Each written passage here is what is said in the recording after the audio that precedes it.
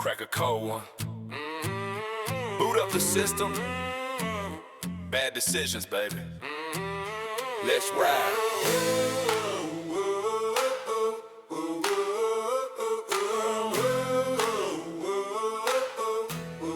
Let's ride.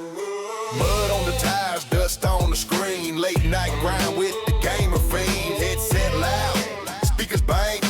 Patch notes, drama all in the game. Coffee and cold, whiskey and wins.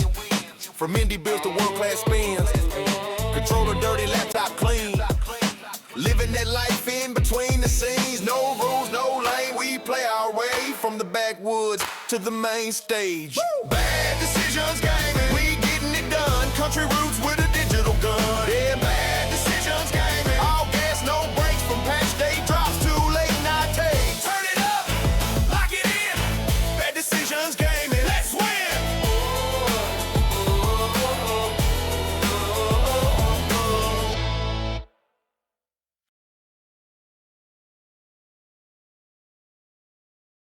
All right. Welcome, everybody, to the show. I'm, of course, your host, Victor. And tonight we are diving into one of the greatest conversations in ARPG history. The topic is the most addictive builds we've ever played. Not necessarily the strongest, not even the fastest, but the builds that hooked us. I'm sure you all have that one that changed how you play these games. The ones where suddenly, food didn't matter, your sleep didn't matter, your responsibilities slowly went out the door because loot explosions activated something primal in our brains. So ask yourself, what is the most addictive build you've ever played in an ARPG? Was it from Diablo, Grim Dawn, Path of Exile, Last Epoch, Torchlight, Titan Quest? And why did it hook you? Was it the power, the speed, visuals, all the particles flying everywhere, loot explosions, broken mechanics? So here's the weird thing. The most addictive builds usually aren't just about damage. They trigger something deeper. You stop thinking, your hands just seem to know what needs to be done, and you're flying through the maps. Everything explodes. You enter this weird ARPG style trance. A good addictive build, it feeds the dopamine constantly. You've got the loot drops coming in. You've got the cooldown resets, the chain explosions, the crits, the big numbers. Movement speed is phenomenal. You're clearing enemy mobs in record time. And the game turns into a massive slot machine of just dopamine. Pure entertainment. And the build makes you feel unfair. And ARPG players love that feeling. You walk into a room and enemies just evaporate. And I'm sure we've all had that build at some point in our time. And that's what creates the addictive feel towards these super builds. Whether it's your spin to win, your smite, your zeal, your pet build, there's so many builds out there. It's crazy. And we all have those feelings of these particular types of builds. And the best addictive builds always have one more item, one more upgrade, one more breakpoint. You're never finished. And that's kind of a dangerous part.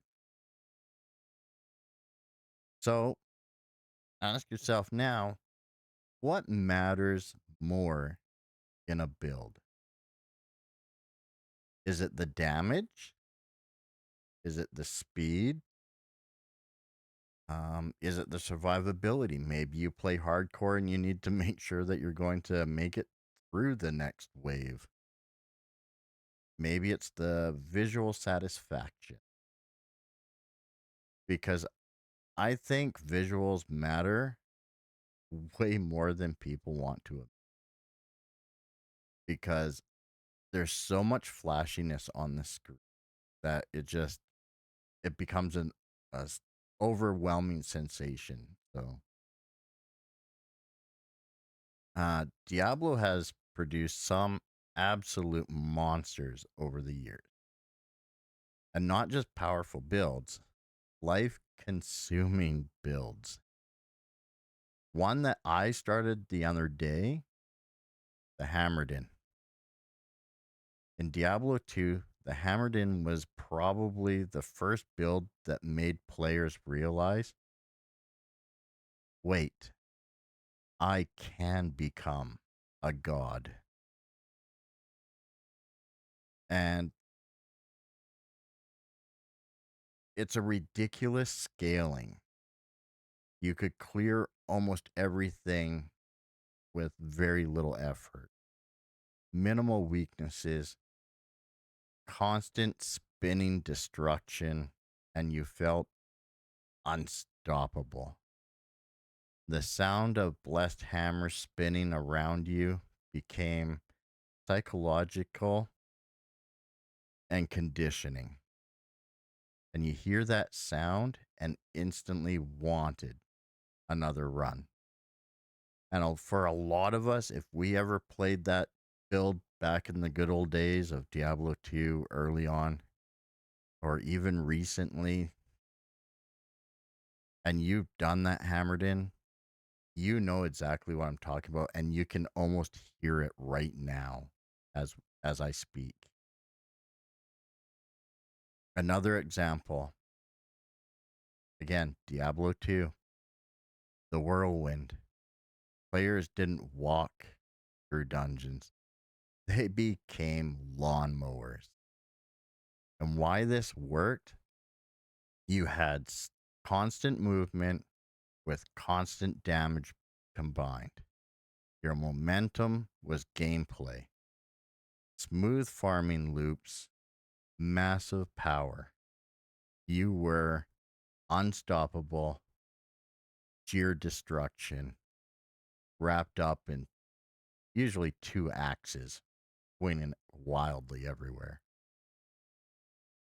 Now the next example, Diablo IV. And this build broke apparently a lot of people. And that is the Ball Lightning Sorcerer. It was screen wide destruction, super fast speed farming. Your visuals were overloaded with the amount of flashing lights, infinitely crackling chaos, and massive scaling. Half the player base logged in saying, I'll just test it. And 7 hours later, we're still pushing the build to go farther, faster, more powerful. What Diablo build consumed the most hours in your life? Like, what build was it that you did in Diablo that possibly had one of the biggest impacts? Not necessarily the strongest, but your most played. Or potentially in any game. Now, in Grim Dawn, the Grim Dawn addiction is different. Diablo gave us a dopamine explosion, and Grim Dawn gives us more of an obsession. The infinite theory crafting. You start with one simple idea, and 3 hours later, you're rebuilding your entire character around one legendary shoulder piece that dropped, and you decided, and it maybe you didn't even decide, it just clicked in your head that now I have something and I can make this one of the most powerful things I've ever seen. And now you need to set out to prove it. The damage conversion in Grim Dawn is like a wizardry. You suddenly convince yourself, if I convert fire into vitality or into chaos, this might work. And now, poof, your weekend is gone. You spent it in front of a monitor, damned and determined to ensure that your build will work. And Grim Dawn builds this feel for personal drive. It's this weird feeling that we just have to do this to make this work. And you don't just copy a meta build when it comes to Grim Dawn. You create a new meta in Grim Dawn. You create this monster of a character inside of Grim Dawn. Examples are the one that we were just playing earlier, the Force Wave. Super strong, super powerful. Another one, the Spin to Win, Eye of Reckoning. That build is really well put together. You have your pet builds, your Vitality Casters, your Retaliation Warlords. And some Grim Dawn builds don't even become addictive because they're overpowered. They become addictive because they feel clever. So, what's the longest grind you've ever done for one item? And I'm sure we all have one embarrassing answer. I'm sure we've spent hours on one particular item, or how many times did you restart the game to go after a particular boss for that one item? And it's this drive for that one little increase, that one drop, that one extra bit of damage that we're going to end up doing. Now, when it comes to Path of Exile, this is build insanity. Path of Exile, the game doesn't make builds. It creates addictions disguised as spreadsheets. An infinite complexity. You never fully understand the build, and somehow that makes it more addictive. The build scaling never ends. There is always another upgrade, whether it's a better jewel, corruption in a perfect roll, awakened gems, mirror tier items. The chase never stops in that game. And that alone creates your addictive builds in those games. Some of your examples are the Cyclone Slayer, the Tornado Shot, your RF Juggernaut, your Summoning Rage Spirits. That one was a lot of fun, by the way. I super enjoyed that. Flicker Strike. One of my favorites was the Arc Witch. Nothing but sheer lightning everywhere, all the time. But the Flicker Strike, players are built different with this one. You aren't even controlling the game anymore. You became pure violence and teleportation. So now, what's more addictive to you? Is it the speed clearing, the boss deleting, the loot explosions? Maybe it's the min-maxing that you go through. This might actually divide a lot of ARPG players completely because we all drive for something different within all of this. So, the psychology of build addiction, this is where ARPGs become dangerous. Because the reward is variable. And ARPGs are basically engineered dopamine machines. And you never know what drops next, what upgrades appear, what role you'll hit. And your brain loves the uncertainty, the mystery of the game. And the one more run effect. You sit there and you say to yourself, I'll stop after this dungeon. How many have stopped after just this one more dungeon? But then all of a sudden, the legendaries drop. Your XP is almost at level. Well, you can't really stop. I only have one bubble left of XP to do. You get that big 1% upgrade. Or you just watched a boss completely melt because of the amount of damage that you're dealing.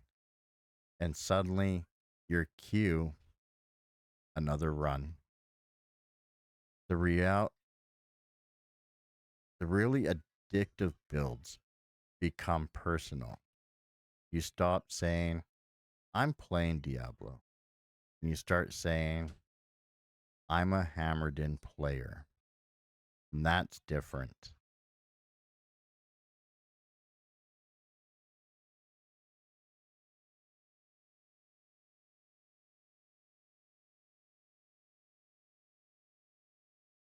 Have you ever had a build ruin other builds for you?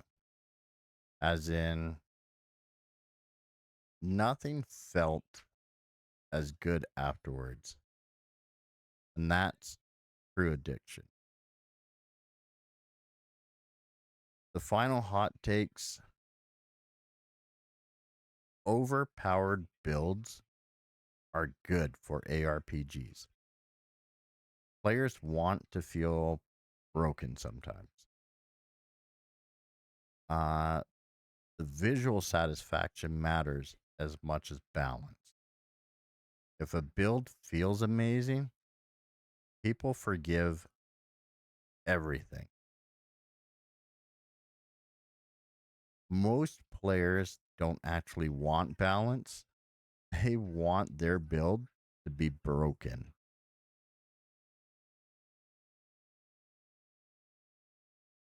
If you could permanently bring back one build in gaming history exactly as it was,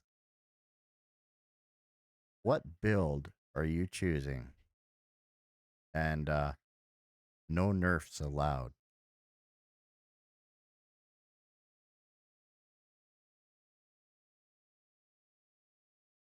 All right.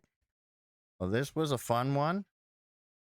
It's really interesting when you stop and you start thinking about what draws you into these games and what keeps you wanting to push further, faster, more, dealing more damage, and of course, doing that one more run. Because every ARPG player has that build, the one that hooked them into the genre forever. And if you enjoyed this episode, make sure you follow, subscribe, join the community, and tell us your most addictive build in the comments. This has been Bad Decisions Gaming, where the loot is temporary, but the bad decisions are forever. Have you guys a good night, and we will see you next week. Crack a cold one. Boot up the system. Bad decisions, baby. Let's ride.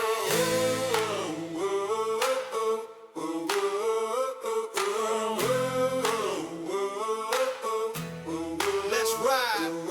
Mud on the tires, dust on the screen. Late night grind with the gamer fiend. Headset loud, speakers bang. Patch notes, drama all in the game. Coffee and cold, whiskey and wins. From indie bills to world-class spins. Control the dirty laptop clean. Living that life in between the scenes. No rules, no lane. We play our way from the backwoods to the main stage. Woo! Bad decisions gaming. We getting it done. Country roots with